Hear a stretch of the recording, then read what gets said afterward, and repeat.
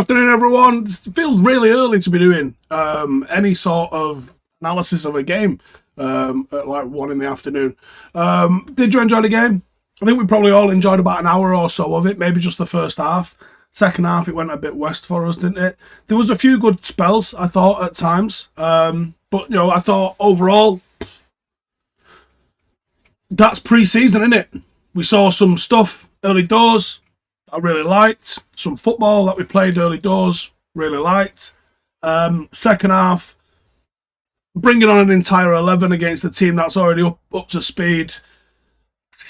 Maybe it's better if you're looking at result and performance to bring wholesale changes on at half-time rather than, you know, with 20 minutes ago when the opposition's warmed up. Seeing a lot of excuse about how bad the pitch was. Listen, up and down the country, teams will play on pitches like that all the time.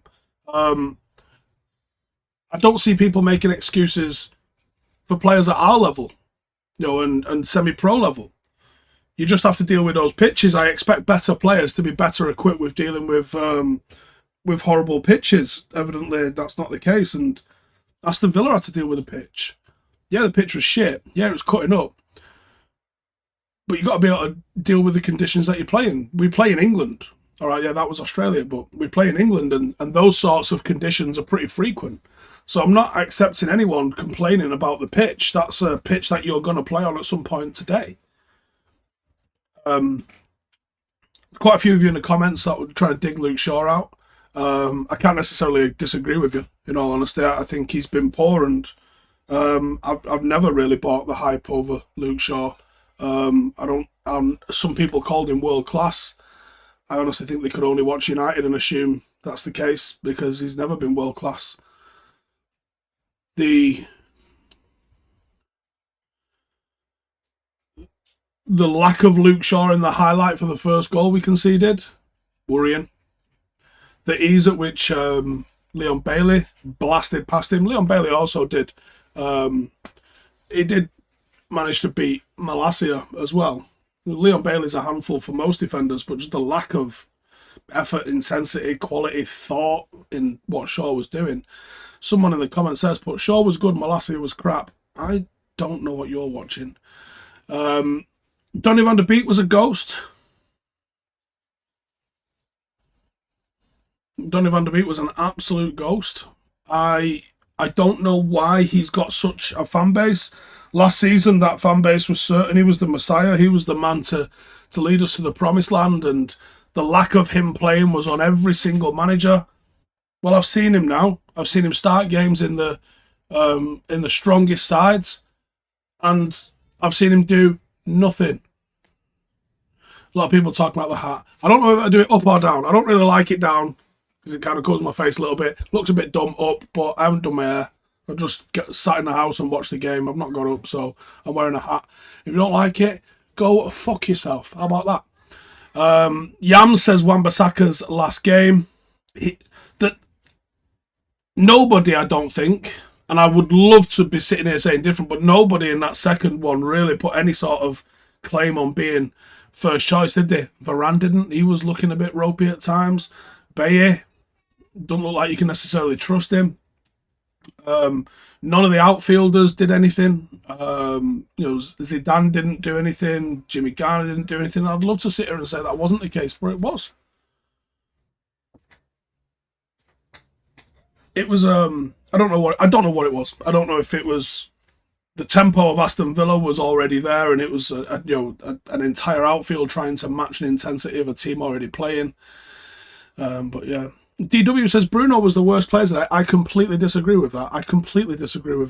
I thought Bruno was good. I saw him doing some really good stuff. Some brilliant balls that were creating space and chances for other people. Loads of them. Loads of those things. So yeah, I was pretty happy with that. What do I want to talk about? Rashford up against Cash. Marcus, I think, looks physically sharp. I don't think he's got that sort of fog and haze over him that he's had lately, but I think I know Cash is a pretty solid defender, but Marcus looked a little bit predictable at times today. And I know obviously he played the ball in for Shaw to get the assist for Sancho, but too often I can kind of preempt what he's about to do. He needs to become unpredictable. I know he's got it in his locker. It could be purely confidence. It could just be confidence. But I thought Marcus was a bit predictable in how he played today. I really enjoyed that first goal, though. I really, really did enjoy that first goal. We started off with the goalkeeper. I don't know how many people remember that. We started off with the goalkeeper. We go right. We go to the low. It comes at midfield. Tony Marshall's involved in the link-up play. We get it out wide onto the left-hand side. I think Bruno played a brilliant through ball through from Marcus. Stands his defender up. Gets the overlap from Shaw. Shaw puts it in. Sancho scores it. That is top-class football. Top-class football. There was off-the-ball movement. There was quality. There was intelligence. We moved it with purpose. That was probably one of the most complete goals that I've seen us score on this tour. And that's why second half Shitshow is what I kind of went with for a title on it, because in the second half there was none of that. None of that sort of built-up play. None of that sort of consistency of quality of passing or movement off the ball. Yeah. So, I mean, get your comments in. I'll read some of the comments to see what you guys are saying.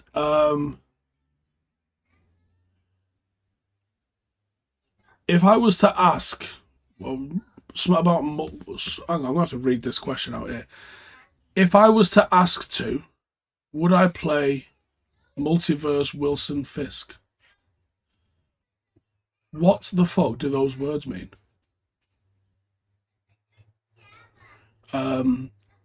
Pinch Weasel says Rashford looking better, still some way off where he needs to be, but better. I could roll with that, to be honest. Nathan says when Varane came on, he looked very average. That's what I mean. Nobody in that sort of second group of players really shone. I mean, Malassi is probably going to get more chance than anybody else that came on in that second part, because one, he's been bought. Two, he's been he's up against someone who I think could easily lose his spot in Shaw. Outside of that, no one else in that second 11 really could say that they're doing the best. Smurf says, am I satisfied with Van der Beek's performance? What did he do? Honestly, I can't say he made many mistakes. I don't remember him doing anything. He was just an absolute passenger in the game. He was anonymous. He didn't get himself on the ball. He wasn't making tackles. He just did nothing. Like, into our WhatsApp group at half-time as a joke, I think the camera panned to him right before half-time, and I was like, oh shit, yeah, Donny van der Beek's playing. He did nothing in the game. He just was anonymous. Like I say, you can't even say he did anything bad. It was just the most beige, vanilla, oh yeah, I guess he played kind of performance that I've ever seen. It was just nothing. It was just nothing. Slack says Chong was average, not United quality. I don't think he's going to make it United. Sam says for the money we're paying De Jong, could easily get Tielemans, also attempt to get Kante. You're probably right, but as it's sort of been alluded to, I don't think we're getting anyone except De Jong. He seems to be just set on getting De Jong. Dwarfo Gaming says James Garner deserves a start. I want to see more Garner. Again, I don't think he had the opportunity today in the 20-odd minutes that he had to really impact the game in such a way. Who was the best player in the second half of the game? I don't even know. I honestly couldn't even tell you. Jericho says we need De Jong desperately. I can see exactly where he fits into the team, and I think it would be very good if we had him in the team. I still think we definitely need... You know, the fact you got Hannibal playing as a bit of a false nine, he never played there. Like, you've got to bring in a forward. You just have to. There can't be any two shakes about it. You've got to bring a forward in immediately. Aran says two sides of Fred in that game. First half he looked good. Second half he looked like Fred. IQ Insane, these players used to play one half even under Ollie and Rangnick. Tino says, do I think the first half team will be starting the Premier League opener? I reckon you're probably looking at 9 of them starting it at least, yeah. I would say that's very, very close to how we'll line up, yeah. I think Martinez is probably going to play it. Whether he plays as a 6 or a centre-half, I don't know. I think that could go either way at the moment. Very interesting to see. It's interesting to see how Telles is just being flung in the maddest positions, isn't it? Richard Starkey says, conditions were awful, lots of errors as a result. You've got to play on those pitches. That's the thing. You've got to play on those pitches. Frederick says, second half gave me last season vibes. We were poor. It was flat, wasn't it? It was flat. And I've got to give Villa some credit here. Villa came with a tempo in the second half, and they maintained that through our substitution, which meant that our subs had to go from sitting on their arse, literally, to being able to match a quite intense Premier League game. Hijack the Skamaka deal, says Glenn. I reckon that looks like it's all but done now. I don't think you're going to get the opportunity to do that. Steve says, totally clear to me we need a CDM, criminally inept when Tellez is put there. Yes. Santa says, bad pitches improves players on good pitches. Yeah, I agree with that. Toby says, can I summarise the game for me?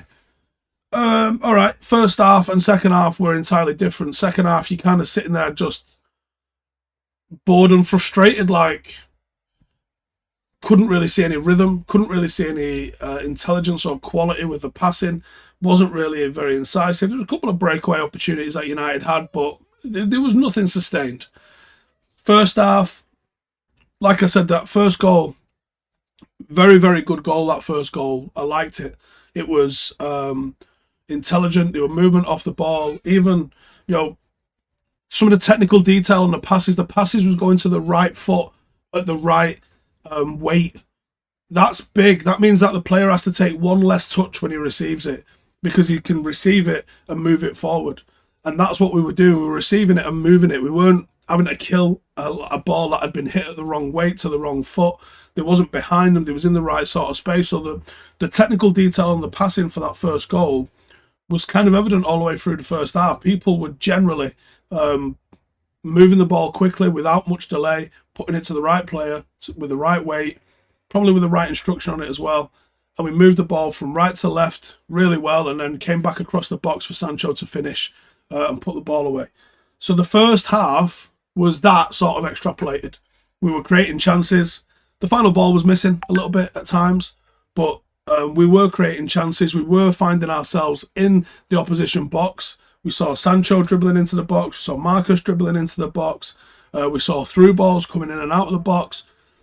That's good football to me. When you're finding yourself penetrating into the opposition final third that frequently the way we did, that's only a positive thing. So that means you're moving the ball from back to front quickly as well, because you're not giving the opposition time to set. Reece says only 6 shots. Yeah, but that's not all your chances. Your chances sometimes are the fact that you've entered the right zone. Just if you didn't pull the trigger doesn't mean that there wasn't an opportunity to. So, sometimes it's on that, and you've got to be in the right zones to make those shots. I thought we looked good. I said, I'm not sitting there saying it was perfect. There's obviously pre-season going on. But there were some good patterns that we saw. And it looks like there's patterns of play. As they're playing out, it looks rehearsed. Whether it is or not, it looks rehearsed. Like the players are coming towards the ball with the body angle that looks like they're going to pass it a certain way. And when they move it a certain way, someone's in that area. And then that person doesn't have to then control a bad ball, then get their head up, then have a look around to try and find the right pass, then make the right pass. It's coming out to the right-hand side. Dalot's hitting it. It's coming back inside to Bruno. Dalot's then getting on his bike, and then Bruno knows that he's going there. And it looks very, very, very, very slick at times. Wasn't for the entire 45 minutes. But you're starting to see shapes of it doing that. For me, that's really good football. The movement ahead of the ball is so good. Like, for any of us that sat through Louis van Gaal's stuff, the structure was fantastic, but the lack of movement was killing us. That's not going to be the case with Ten Hag. I like that. And I would say that the game was that, really. The first half was very enjoyable to watch. Aston Villa looked so bad in the first half. It was literally just, it almost went completely 180. Come the second half, United just looked meh, and Aston Villa looked like the team that were popping away. And at the end of it, you have to say 2-2 is probably, by and large, a fair result and a fair reflection of how the game went. Because we kind of fucked it up in the second half a little bit. And they deserved the opportunities that were again. Leon Bailey in particular, probably the brightest spark of the game. Pinch Weasel says dropping quality in the front three second string was alarming. Again, yeah, I mean, that front three is not going to be starting any Premier League games, and it came on against Premier League opposition. So you got to give it that sort of caveat. But that's our second string. If you get an injury to Marshall or Rashford, who, let's be honest, are not bulletproof, they have had injuries in the past and they will have injuries in the future, you're going to be playing some of them. We don't have anybody else. We need to hope the sunshine is out for 90 minutes, says McGregor. Busan says, we can't have Donnet and McFred going into the season. Come on, I think you're gonna. The run is starting to worry me, says Elite RVP. Shaw was atrocious, says Danny, and Rashford still lacks composure. As I said earlier, I thought Marcus was a bit predictable. I think physically he looks sharp. He looks like he's got his pace back. He looks like he's got a tempo to him. Not sure I'd say composure. It might be composure. But I think confidence. I think he probably needs a bit of confidence. He needs to start hitting some stuff early, hitting some of the harder stuff. He almost feels like it looks like he's playing in his own head a little bit still at times. I think that's pure confidence kind of thing. Mark says, what's the update on Greenwood? Honestly, stop fucking asking, mate. You're not going to be able to move for the news on Greenwood when there is news on Greenwood. And it probably won't come from a fucking YouTube channel when it's a legal case that's ongoing. Okay?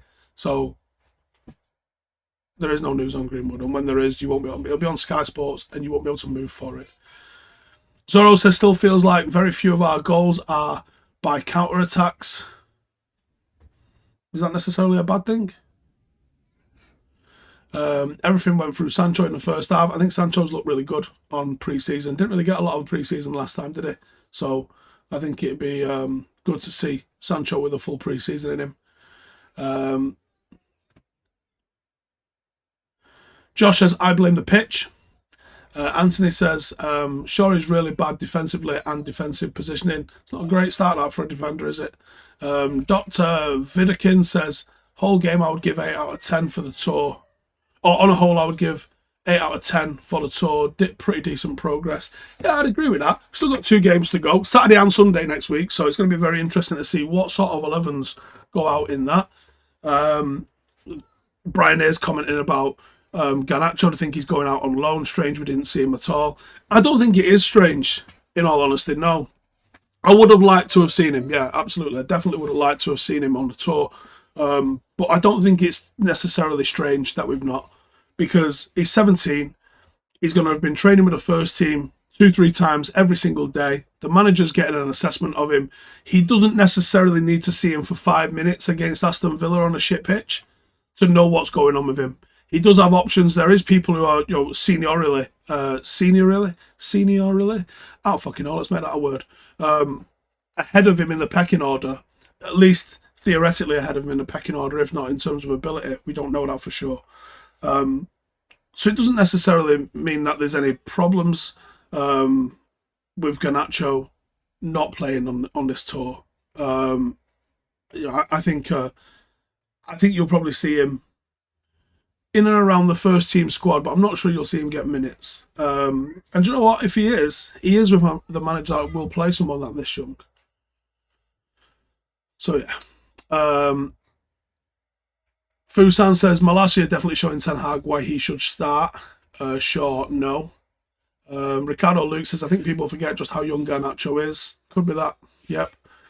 Holden says, is that set piece coach still at the club? If so, needs to go. We're not great at set pieces, are we? Scotty D says, Steve's off to a rave. I wish, mate. I just haven't done my hair.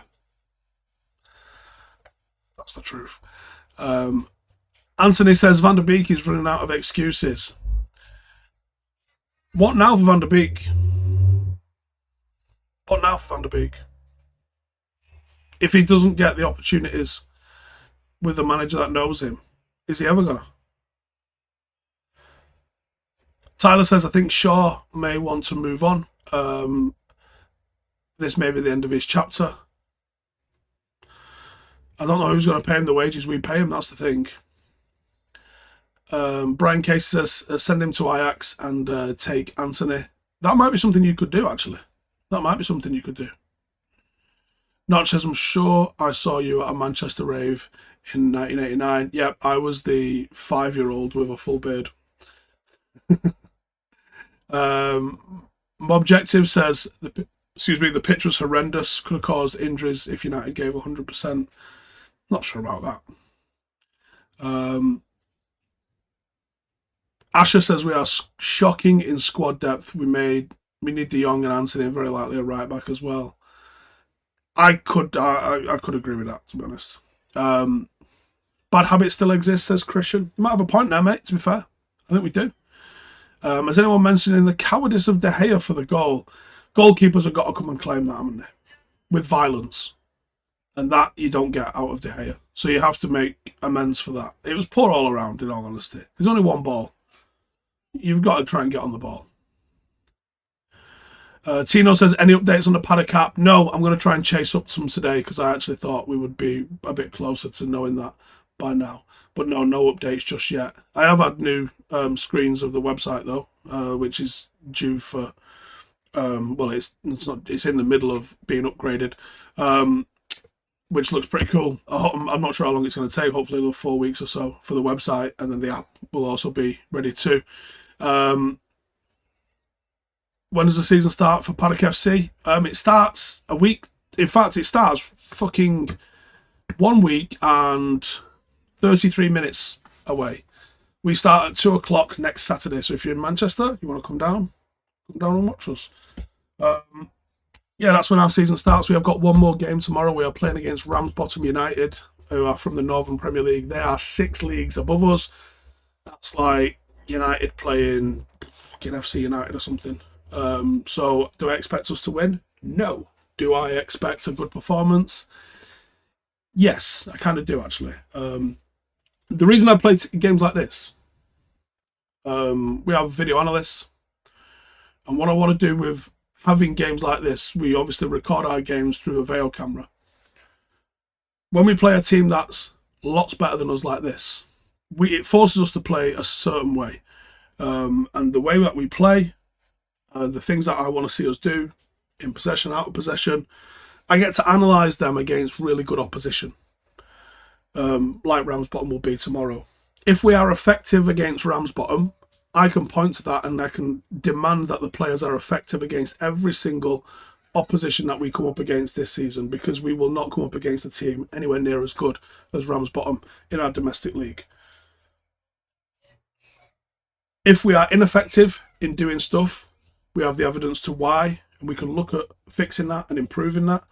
And it also allows us to be attacked by a better opposition, see where we're weak, and look at the things that we need to fix. Is it the gap between midfield and defence? Is it the gap between the fullback and the centre half? Do we get overloaded down one side? Are we fit enough? Are we quick enough? All of those sorts of things. That's what I like to get these games for, analyse them. Because there's certain things that we played Ramsbottom in December and we lost 2-0. But it was competitive for a good 80 minutes or so. And some of the best examples of stuff that we've done, I have taken from that game, because it was legitimately good stuff that we did.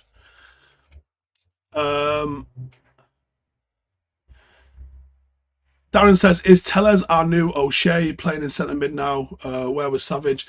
Not sure. I think that is probably just a chance of the fact that you're seeing Tellez played in numerous different positions. I think he's just on his way. UFC predictions. I definitely think Mo's going to win. I'm always going to back Mo, even if I think he's going to lose. I'm always going to come out and back him, but I do think he's going to win. The kid's going to end up as UFC champion one day. And it probably isn't going to be too far away because he's not in the most stacked divisions in the world, is he? But he's going to start working his way through the top 15, top 10. And he will hunt down that title.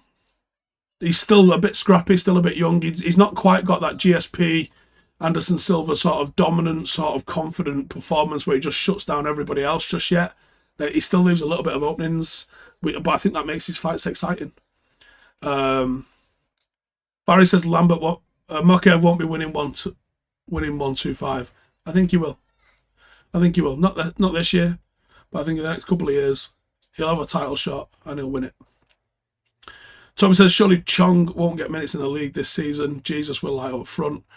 And for the same thing then, Zach says why is Hannibal playing up front as a striker? Don't know. Yeah, don't know. Anyways, right, that's it from me. We will have 5 things out tomorrow, I think. So come and check that out. Make sure to subscribe. And I'll see you like the next one. Laters.